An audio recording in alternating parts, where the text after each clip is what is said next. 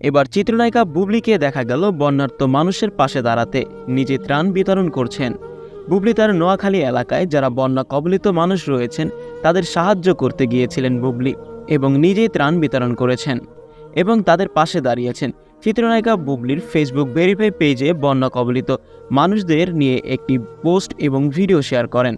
সেখানে বুবলি লিখেছেন, নোয়াখালীর বন্যা কবলিত এলাকায় বন্যার্ত মানুষগুলোকে কাছ থেকে দেখে কষ্টগুলো আরও দ্বিগুণ অনুভব হলো।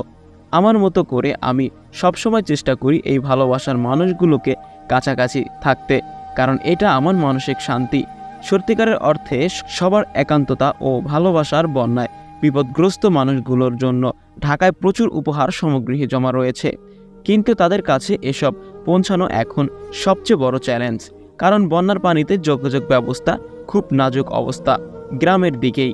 তাই সবাইকে অনুরোধ করব বন্যার্তদের কাছে যেন তাদের প্রাপ্য উপহার সামগ্রীগুলো পৌঁছায়, সেদিকে সবাই মিলে সহযোগিতা করি।